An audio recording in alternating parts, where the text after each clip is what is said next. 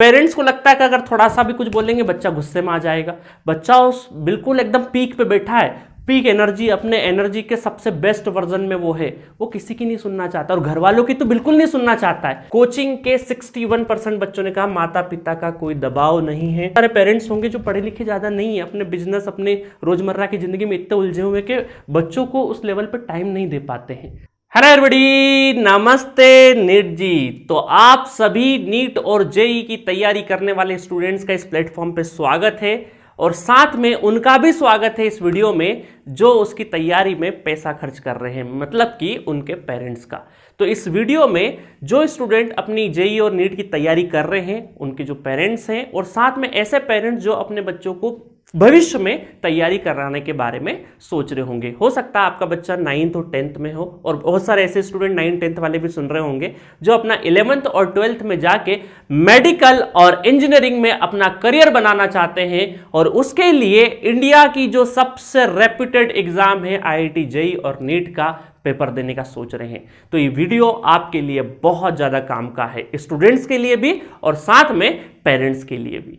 तो इस वीडियो में मैं आपको अपना विजन बताऊंगा, इस प्लेटफॉर्म की क्या जरूरत पड़ी ये भी आपको बताएंगे और सबसे बड़ा चीज जिसने हमको हिला के रखा है दिमाग को पिछले 5-6 महीनों में, वो है इनकी जो तैयारी करने वाले स्टूडेंट है उनकी मेंटल हेल्थ के बारे में बात करेंगे और वो किस तरीके से अपना स्ट्रेस मैनेज नहीं कर पा रहे हैं या जो कर रहे हैं तो वो कैसे कर रहे हैं और क्या ये इतने ज़्यादा सुसाइडल केस जो हो रहे हैं उसके लिए क्या पेरेंट्स रिस्पॉन्सिबल है या फिर हम बोले कि क्या कोचिंग इंस्टीट्यूट रिस्पॉन्सिबल है। तो उन सारी चीज़ों के बारे में खुल के बात करेंगे और एक दैनिक भास्कर का बेहतरीन सर्वे जो आया है उसके बारे में भी हम बात करेंगे कि बच्चों तुमसे ही खुशी। कोचिंग के 61% बच्चों ने कहा माता पिता का कोई दबाव नहीं है, फिर भी 51% बच्चे उलझन में हैं, 57% के कोई दोस्त नहीं है जिससे कहें दिल की बात। और ये तकरीबन 1.37 लाख स्टूडेंट्स पे किया हुआ सर्वे है। इसके बारे में हम लोग डिटेल में बात करेंगे इस वीडियो में। साथ में सबसे पहले मैं आपको एक बताना चाहूंगा कि इस प्लेटफॉर्म की शुरुआत कैसे हुई। तो ये बात है तकरीबन 6-7 महीने पहले की। मैं आपको 2-3 स्टोरी में सारा का सारा समावेश आपको बता दूंगा। ऐसे हमारे पास बहुत सारे लोग गाइडेंस के लिए आते हैं। हम लोग ऑलरेडी एजुकेशन प्लेटफॉर्म से जुड़े हुए हैं पिछले कई सालों से और हमारा एक प्लेटफॉर्म भी चलाते हैं हम लोग। उस प्लेटफॉर्म पे हम लोग हायर स्टडीज में जो पढ़ने वाले स्टूडेंट हो जिनकी एज 22-23 साल से लगा के तकरीबन 30, 35, 40 ईयर की एज वाले स्टूडेंट से अगर उनको गाइडेंस की जरूरत पड़ती है और कई बार वो भी स्टक हो जाते हैं, लाइफ में डिसीजन नहीं ले पाते हैं, तो आप तो मात्र 15, 16, 17 साल की एज ग्रुप के स्टूडेंट है, आपके लिए तो बहुत ज़्यादा स्ट्रेसफुल होता होगा एक डिसीजन लेना। तो मैं आपको पूरी कहानी बताता हूं कि पिछले 6-7 महीने पहले एक पेरेंट्स मिले। जैसे हम लोग परिचित है बहुत सारे लोगों से, कहीं शादी में गए, कभी कहाँ गए, तो अपने अपने जो बच्चे हैं उनके जो पेरेंट्स हैं वो अपने बच्चों के करियर के लिए हमसे बात करते हैं। तो ऐसे ही 6-7 महीने पहले क्या हुआ कि एक हमारे भैया हैं, भैया ही बोलूँगा मैं उनको, और उनका एक बच्चा है जो 10वीं पास करके 11th क्लास में तैयारी करने के लिए एडमिशन लेने का सोच रहे थे। तो होता क्या है कि जनरली पेरेंट्स अपने ही शहर में जहाँ पे हैं वहाँ पर अपना कोई ऑफलाइन सेंटर अच्छा सोचते हैं, क्योंकि उन्होंने सोचा कि घर में बैठे बैठे बच्चा क्या करेगा, तो हम लोग जाते हैं अलग अलग जगह पे कोटेशन लेते हैं। तो उन्होंने अपने बच्चे का एडमिशन एक अच्छे रेप्यूटेड इंस्टीट्यूट में उस शहर के करवाया। अब क्या हुआ, एडमिशन हो चुका है, ठीक है, सारा चीज़ हो रहा है। फिर वो 2-3 महीने 4 महीने बाद मुझसे मिले तो मैंने पूछा कि कैसी चल रही है आपके बच्चे की तैयारी। तो पेरेंट्स बोले अरे बहुत बढ़िया चल रही है, उसके 2-3 चैप्टर खत्म हो चुके हैं और बढ़िया टेस्ट में अच्छा टॉप भी कर रहा है, वो टॉप 10 में उसका रैंक आ रहा है वहाँ के टेस्ट में, तो उसका तो सिलेक्शन हो जाएगा और बस यहाँ पे 11th कर ले बच्चा। तो मैं सोच रहा हूँ कि इसको कोटा भेज देता हूँ। मैं ठीक है, अच्छी बात है। उन्होंने मुझसे पूछा है क्या कोटा भेज दूं, तो मैंने बोला बिल्कुल, अगर आपको लगता है आपके बच्चे को एक्सप्लोर करने की, पूरा भारत देखने की, क्योंकि कोटा शहर में पूरा भारत दिख जाता है, अलग अलग राज्यों से बहुत सारे बच्चे टकराते हैं और कहीं ना कहीं एक ह्यूमन नेचर है कि जब बच्चा बाहर जाता है अपनी जिम्मेदारी पे जाता है तो बहुत सारी चीज़ें सीखता है। तो मैंने बोला हाँ बिल्कुल भेजिए, कोई दिक्कत वाली बात नहीं है। अब क्या होता है, टाइम बीतता है, 11th क्लास का एग्जाम तकरीबन होने वाला रहता है उसका और वो 12th मूविंग होता है।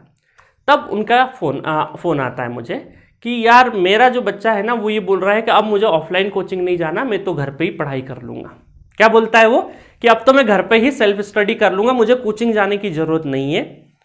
तो पेरेंट्स बड़े उलझन में, नहीं, पेरेंट्स का एंगल है कि नहीं हमें इसे कोचिंग भेजना है, बट बच्चा बोल रहा है कि नहीं पापा मुझे कोचिंग नहीं जाना है, मैं घर में ही पढ़ाई कर सकता हूँ, सक्षम हूँ। बट पेरेंट्स उसकी कैपेसिटी पे भरोसा नहीं कर रहे हैं। तो उनका मुझे फ़ोन आया कि यार मैं इस इंस्टीट्यूट पे खड़ा हूँ, अपने बच्चे का मुझे वापस 12th में एडमिशन कराना है। तो मैंने उनसे पूछा कि 11th और 12th 2 साल का एडमिशन कराया था ना आपने? बोले नहीं नहीं, मैंने तो 11वीं का एडमिशन कराया था क्योंकि मेरी कोटा जाने की प्लानिंग थी। तो बट मेरा बच्चा बोल रहा है कि मुझे ऑफलाइन में नहीं पढ़ना है, ना ही कोटा जाना है, मुझे तो अपने घर में रह के सेल्फ स्टडी करना है। तो मैंने सोचा कि आप सेम शहर में थे, इस वजह से मैंने बोला कि आप अपने बच्चे को लेके आइए मेरे पास, अपन डिस्कशन करते हैं। क्योंकि मुझे प्रॉपर आइडिया होता है, क्योंकि इतना टाइम बिताए स्टूडेंट के बीच में, 35 सिटी घूमे हैं, तो उससे ये अंदाजा हो जाता है कि क्योंकि जब तक बच्चे के मन की बात नहीं समझेंगे अपन डिसीजन पे नहीं पहुंच सकते। तो मैंने उन दोनों को बुलाया, पहले पेरेंट्स का एंगल समझा, उसके बाद बच्चे से पूछा। तो बच्चे को जब मैं बात कर रहा था मैंने बोला पेरेंट्स को कि आप थोड़ा बाहर घूम के आइए, मुझे इससे बात करना है। तो बच्चे ने मुझे 2-3 ऐसी चीज़ें बताई ना, तो उससे लगा कि यार मैं अपनी लाइफ भी जब इमेजिन कर रहा था उस एज में, तब वाकई ऐसा होता था। वो बोला कि भैया मुझे है ना बहुत सारे क्राउड में कई बार समझ नहीं आता है, मेरे पापा फीस भर रहे हैं लाखों में, तो वो मुझे कहीं ना कहीं बर्डन फील हो रहा है।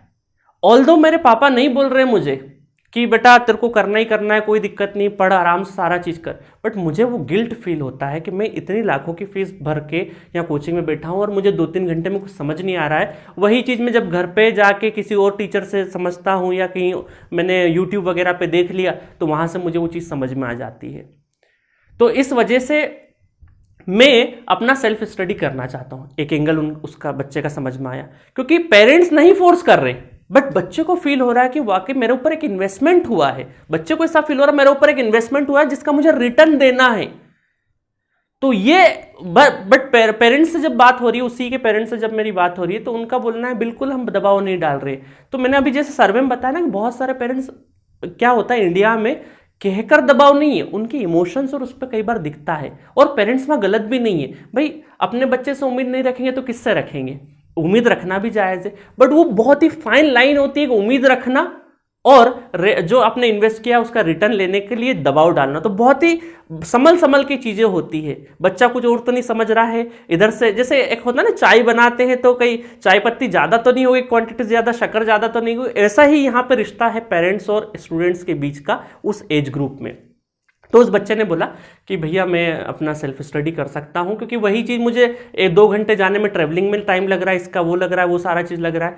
तो मैंने उससे ये बोला कि ठीक है, आपको सेल्फ डिसिप्लिन होना बहुत जरूरी है अगर घर में बैठे हो तो, है ना, इस चीज़ का ध्यान रखना। फिर मैंने उसको एक अल्टरनेट सॉल्यूशन दिया कि एक काम करो, 3-4 महीने 5 महीने आप अपना पढ़ाई करो, देखो अच्छे से सेल्फ स्टडी, क्योंकि नोट्स वगैरह है, कोचिंग का उसे माहौल मिला हुआ था 1 साल का, उसे पता था कि इस माहौल में कैसा होता है, दोस्त वगैरह टच में थे उसके, कुछ इंस्टीट्यूट जाने वाले जो कि वहाँ की खबर देते थे। तो मैंने पेरेंट्स से बोला कि कोई बात नहीं, बच्चा चाह रहा है ना 3 महीने, इसको करने दो। इसको अगर लगेगा कि 3 महीने बाद मुझे थोड़ा तैयारी करना है तो कोई लिंक तो टूट नहीं रहा है, आप किसी भी इंस्टीट्यूट पे जाके ठीक है 1-2 सब्जेक्ट वो खुद से पढ़ेगा, बट कम से कम वो ट्राई कर लेगा अपना।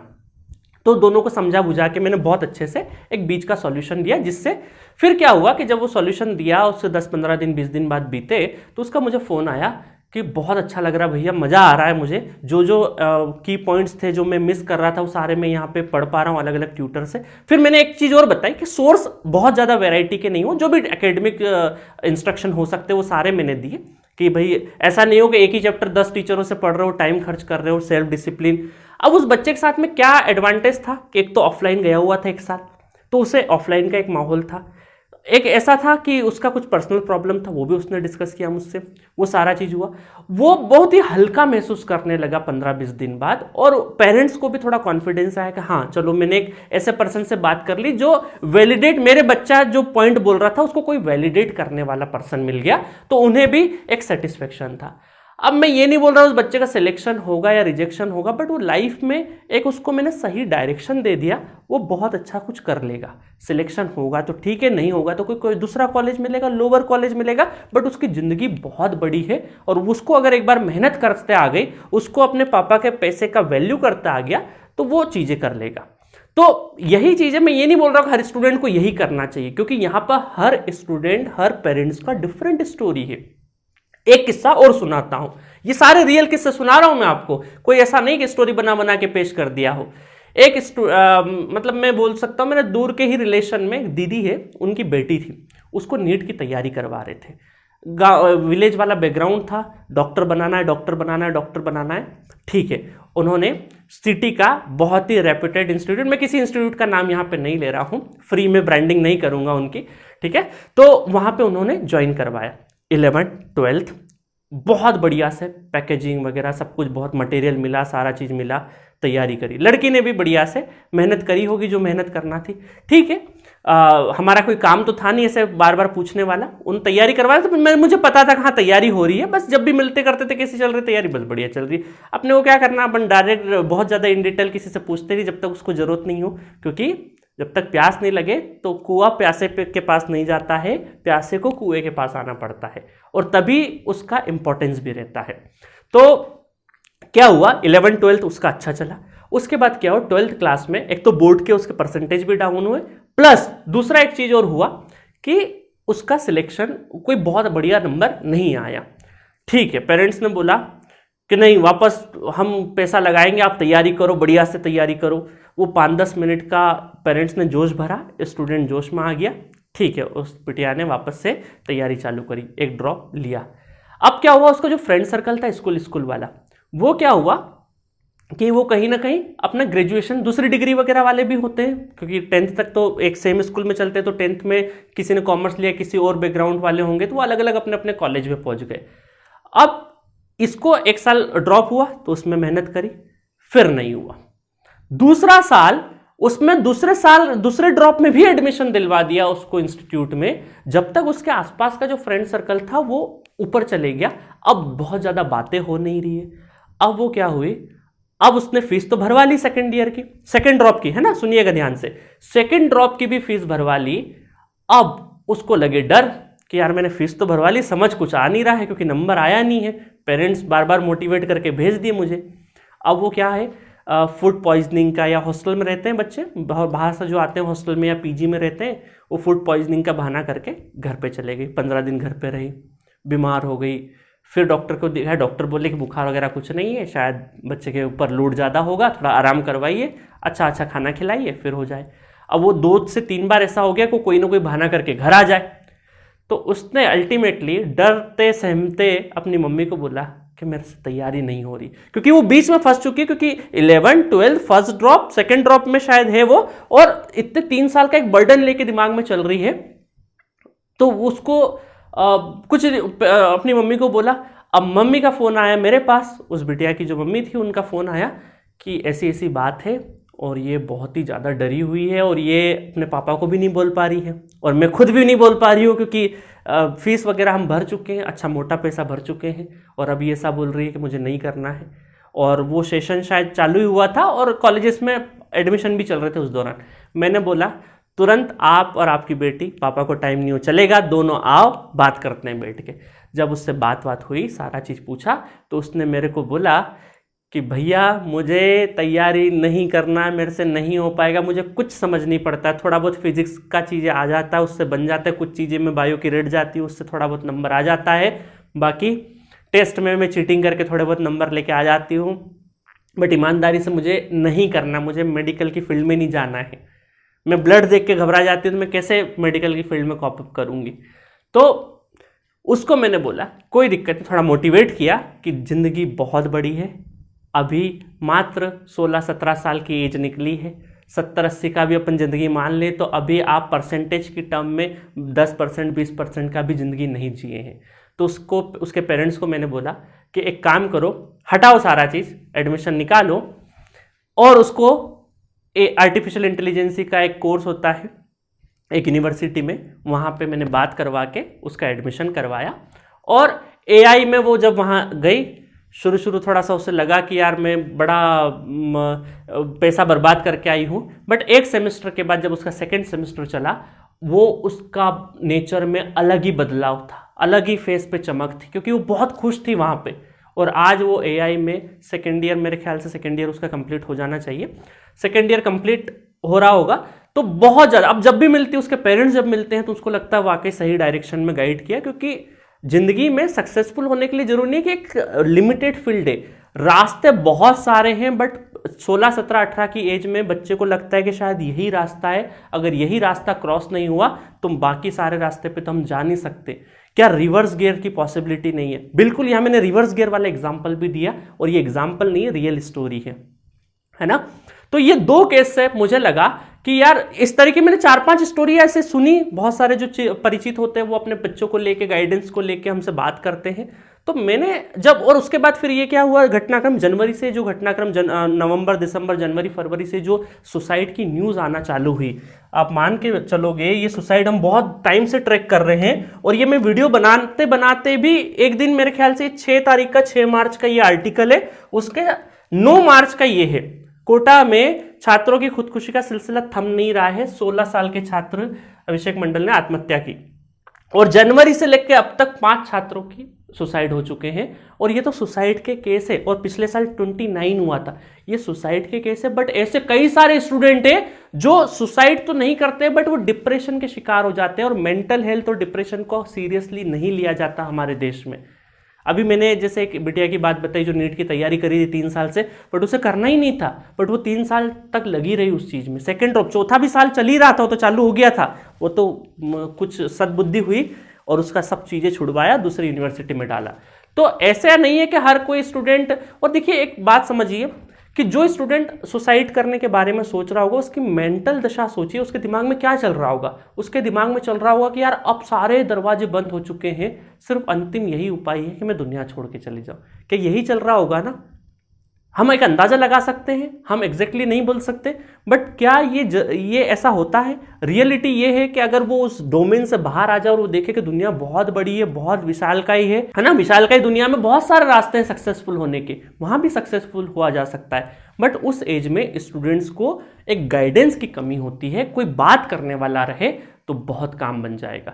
अब क्या इस सुसाइड का हम लोग डिबेट होता है कि पेरेंट्स दबाव डाल रहे हैं, बड़ा आसान हो जाता है कि पेरेंट्स दबाव डाल रहे हैं इनके ऊपर, इस वजह से हो रहा है, कोचिंग इंस्टीट्यूट बड़े बड़े लंबे लंबे घंटों की क्लास चला रही, इस वजह से होता है। तो क्या हम इसके लिए कोचिंग इंस्टीट्यूट को दोष दें? नहीं। क्या पेरेंट्स को दोष दें? नहीं। भाई पेरेंट्स तो अपने बच्चों से उम्मीद नहीं करेंगे तो किससे करेंगे? वो भी अपनी जगह सही है कुल मिला के। वहाँ कुछ पेरेंट्स होंगे जो एक्स्ट्रा दबाव डालते हैं, उनको मैं गलत मानता हूँ, बट मैक्सिमम पेरेंट्स आज की तारीख में ऐसा नहीं कि बहुत ज़्यादा दबाव डालते हैं। सर्वे के हिसाब से भी आप देखिए बहुत सारे बच्चों का 61% बच्चों के ऊपर कोई दबाव नहीं है। तो इसका मतलब क्या है? कहानी दूसरी है। कहानी दूसरी ये है कि इन दोनों जो पेरेंट्स है और जो बच्चे हैं, इन दोनों के बीच में कम्युनिकेशन नहीं हो पा रहा है ना। इन दोनों के बीच में क्या है, जो टावर है ना, इनके ट्रांसमीटर और रिसीवर के जो टावर है ना, इनके बीच में प्रॉपर कम्युनिकेशन नहीं हो पा रहा है। ये एक रीजन है।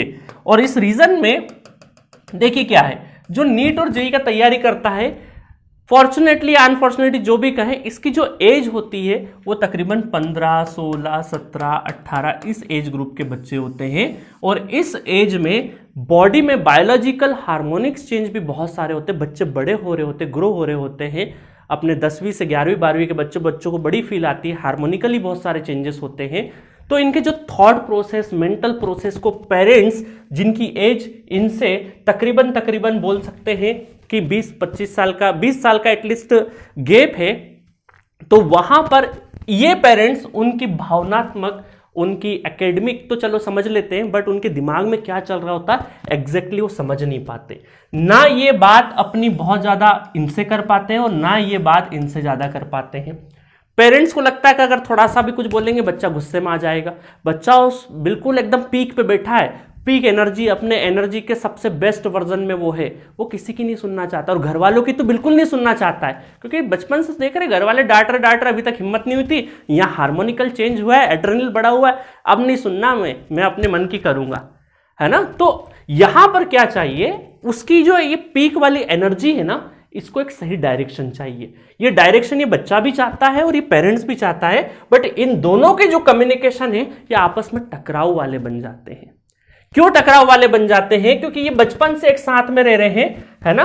तो ये एक दूसरे को जानते हैं और जिसकी ज्यादा अवेलेबिलिटी होती है उसकी इंपॉर्टेंस कम हो जाती है। तो बच्चा बचपन से पेरेंट्स को देख रहा, पेरेंट्स बच्चे को देख रहे, अरे वो तो जिंदगी से चिल्ला रहे हैं, आज कौन सी नई बात है, जिंदगी से डांट रहे हैं, आज कौन सी बड़ी बात है। कई बार बच्चे जवाब भी दे देते हैं, है ना। पेरेंट्स भी कई बार हावी हो जाते हैं, हाथ भी उठा देते हैं, हाथापाई भी हो जाती है कई बार।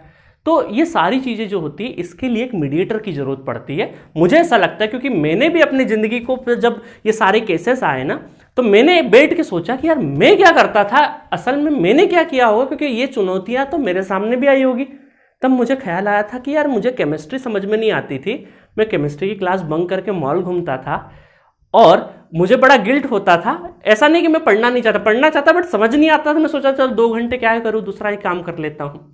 बट वहाँ पर मुझे हमारे एक सीनियर थे, 2 साल सीनियर, वो भैया मिले, वो कोटा से तैयारी करे हुए थे। तो वो मिले मुझे, उन्होंने सही डायरेक्शन में गाइड किया। मैं उनको 200 रुपये दे के केमिस्ट्री अलग से 2 घंटे पढ़ने जाता था और ये बात अपने घर पे नहीं बताता था, क्योंकि घर वालों ने हेवी फीस भर रखी थी अलग इंस्टीट्यूट में। उनको लगता था वहाँ ज़्यादा अच्छी पढ़ाई होती है, या 200 रुपये में क्या पढ़ाई होगी। बट मुझे समझ 200 रुपये वाले से आता था। तो वो भैया का साथ मुझे बहुत मिला लाइफ में। फिर आगे आगे चलते रहे। आज भी वो ऑलमो IIT कानपुर से PhD है और साथ में आर्टिफिशियल जो हार्ट बन रहा है 12 लोगों की टीम में, वो इंडिया से है एक मेंबर। तो उनका आज भी मुझे कहीं ना कहीं पर भी मैं एकेडमिक चीज़ों में या नॉन एकेडमिक चीज़ों में कहीं पर भी अपनी लाइफ में स्टक होता हूँ, मैं तुरंत कॉल घुमाता हूँ उनको और दिल की बात बोल देता हूँ सारा का सारा। वो फिर मुझे जानते भी बहुत लंबे साल से, तो मुझे एक सही डायरेक्शन में गाइड करते कि नहीं ये तेरे लिए सही होगा, ये तेरे लिए गलत होगा। तो वैसा ही क्या होता है कि जब पेरेंट्स और नीड, क्योंकि पेरेंट्स की भी एक लिमिटेशन है, हर पेरेंट्स उस लेवल पे नहीं समझ पा रहा है बच्चे को। जिन पेरेंट्स का एकेडमिक बहुत अच्छा हो सकता है वो समझ जाए, बहुत सारे पेरेंट्स होंगे जो पढ़े लिखे ज़्यादा नहीं है, अपने बिजनेस अपने रोजमर्रा की ज़िंदगी में इतने उलझे हुए कि बच्चों को उस लेवल पर टाइम नहीं दे पाते हैं। तो आपको कहीं ना कहीं इस सॉल्यूशन पे तो मैं बाद में जाऊंगा कि एक मीडिएटर की जरूर पड़ती है।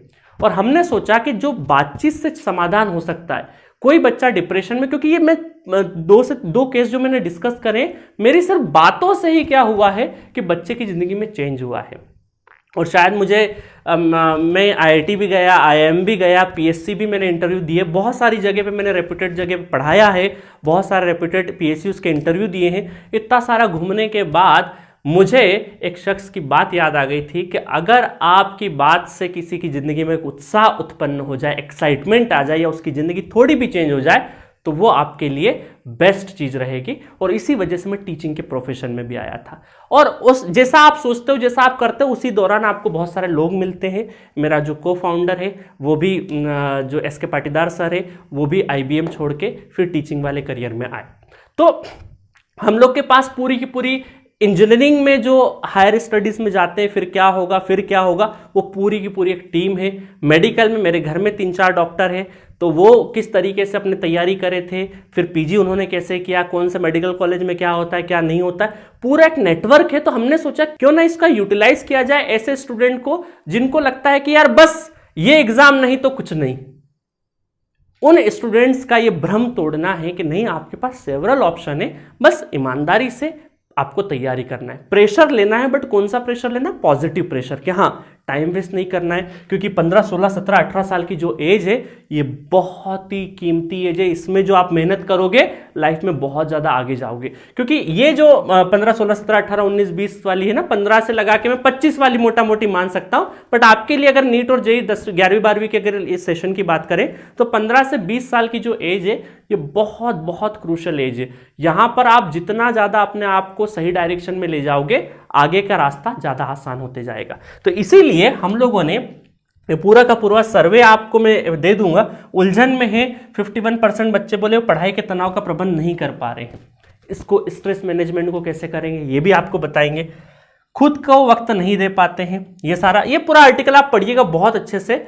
और कहे दिल की बात, ये लाइन हमें बहुत ही टची लगी, इस वजह से इस लाइन के ऊपर ही हम लोगों ने सोचा है कि आपको एक सेशन प्रोवाइड किया जाए जिसमें पेरेंट्स और नीट जी एस्पिरेंट्स, है ना, जो 10वीं में वो बच्चा ही बात कर सकता है, 10th, 11th, 12th, और स्पेशली जो 10th पास करने के बाद करियर ऑप्शंस नहीं मिल पाते हैं, या मैं किसके लिए फिट हूँ, कौन सी एग्जाम के लिए मैं फिट हूँ, ये भी उलझन कई बार स्टूडेंट्स को होती है कि मेडिकल में जाऊँ या इंजीनियरिंग में जाऊँ। मेरा इंटरेस्ट क्या होगा, स्कोप क्या होगा। स्कोप तो छोड़ो, आपका पर्सनल इंटरेस्ट आप खुद अपने आप को कई बार नहीं जान पाते हैं। तो उसके लिए पेरेंट्स का जो आपका ट्रांसमीटर रिसीवर है और स्टूडेंट्स का ट्रांसमीटर रिसीवर है, उसके बीच में ये जो नमस्ते नीट जी है ये आएगा और आपका पेरेंट्स से नीट जी एस्पिरेंट्स का और नीट जी एस्पिरेंट्स से पेरेंट्स का कम्युनिकेशन बेहतर करेंगे। पेरेंट्स भी हमसे बात कर सकते हैं अपने बच्चे के लिए, अब बच्चा भी अपने को डायरेक्ट अप्रोच कर सकता है। तो ये हमारा प्लेटफॉर्म आपको प्योरली गाइड करेगा नीट और जेई की फील्ड में, ठीक है। और यहां पर आप अपने दिल की कहें, दिल की बात जो भी मन में हो, एकेडमिक हो, नॉन एकेडमिक हो, जो भी चल रहा है दिमाग में, कम से कम हमारा मकसद ये है कि ज़िंदगी में कहीं पर भी आपको कुछ ज़रूरत पड़े, आप सीधा एक नंबर होना चाहिए आपके पास जिसको कॉल घुमा के आप बात कर सके कि सर यहाँ पे दिक्कत हो रही है, ये वाला पॉइंट मुझे यहाँ पे क्या करना चाहिए ज़िंदगी में, इस पर क्या डिसीजन लेना चाहिए, क्या सही रहेगा। तो उसके लिए एक प्लेटफॉर्म हम बना रहे हैं, नमस्ते नीट जी का प्लेटफॉर्म है, नमस्ते एनजे एप्लीकेशन आपको डाउनलोड करना है और वहां पर अपना गाइडेंस या काउंसलिंग सेशन आपको बुक करना है। ये फ्री ऑफ कॉस्ट नहीं रहेगा, एक नॉमिनल चार्ज जरूर रहेगा, क्योंकि ये बात हम लोगों ने सोची थी पहले, क्योंकि हम लोग नॉर्मली भी गाइड कर ही देते स्टूडेंट्स को, बट हमने सोचा कि इसको प्रोफेशनल गाइडेंस के तौर पे ले, ताकि हम भी हमारी जिम्मेदारी के साथ में आपको गाइड कर पाए। ऐसा नहीं कि रास्ते चलते हाँ ठीक है ये कर लो वो कर लो, नहीं, आपको पूरी जिम्मेदारी के साथ में, और आपका सफ़र एक लंबे ड्यूरेशन के लिए हमसे रहे, कांटेक्ट रहे, जहां पे हम आपको गाइड कर पाएँ अलग अलग जगह पे। क्योंकि हमारे पास जो पिछले 7-8 सालों में हमने जो स्टार्टअप स्टार्ट किया है जी सेंट्रिक का, उसके थ्रू हम लोगों ने थाउजेंड्स ऑफ स्टूडेंट्स को गाइड किया, जो कि जॉब में हैं, बड़े स्टूडेंट हैं, उनको हमने गाइड किया है। तो आपको तो गाइड बहुत बेहतर वे में करें, क्योंकि हमारे पास पूरी टेक टीम है जिसपे बहुत सारा आईआईटीज एनआईटी के क्राउड है, बहुत सारा मेडिकल से जो डॉक्टर्स की टीम है वो है। आपको कुछ भी प्रॉब्लम होगी हम उनसे कंसल्ट करके वहां से आपका सॉल्यूशन लेके आएंगे बेहतर वाला। तो इसके लिए दोनों पेरेंट्स और नीट जी एस्पिरेंट्स के बीच में नमस्ते नीट जी एक प्लेटफॉर्म हम बनाए हैं और ये एप्लीकेशन का नाम एनजे रखा है, एन फॉर नीट और जे फॉर जेई।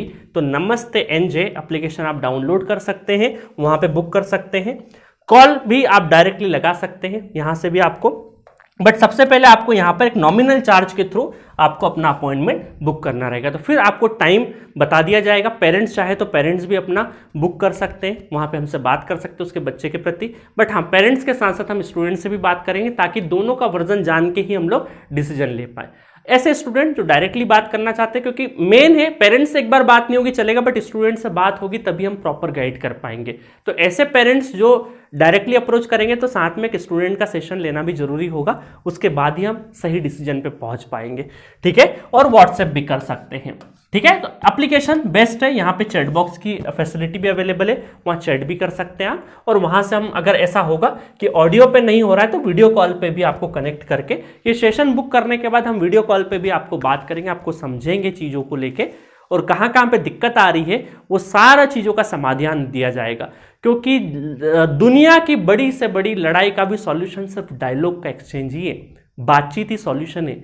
बड़ी से बड़ी लड़ाई दुनिया में, आप चाहे सामाजिक हो, चाहे राजनीतिक लड़ाई हो, चाहे जियोपॉलिटिक्स की लड़ाई हो, बड़ी से बड़ी चीज़ें डिप्लोमेसी से सॉल्व की जाती है, डायलॉग से सॉल्व की जाती है, बातचीत से सॉल्व की जाती है। तो क्यों ना हम हमारा जो देश का सबसे प्रतिष्ठित एग्जाम है जेईई और नीट, उसकी जब हम तैयारी कर रहे हैं और उसमें हमें जो अड़चन आ रही है, जो हम पे इन्वेस्ट करके हमसे उम्मीदें लगाए बैठे, कोई दुश्मन तो है नहीं, हमारे पेरेंट्स से हमारे लिए सही सोच रहे होंगे, बट उन सही सोचने की जो डायरेक्शन है वो हम सही करना चाहते हैं, ताकि आपका बच्चा और स्टूडेंट, आपके जो पेरेंट्स का पैसा है वो सही जगह पे लगे, सही आउटपुट आए, और आपको एकेडमिक के साथ साथ नॉन एकेडमिक आपके दिमाग में, क्योंकि ज्वालामुखी चलती है 16, 17, 18 की एज में, आप मैच्योर होते हो, हार्मोनिकल चेंजेस होते हैं, आपके दिमाग में बहुत सारा चीज चल रहा होता है जो आप पेरेंट्स को शेयर नहीं करना चाहते हैं।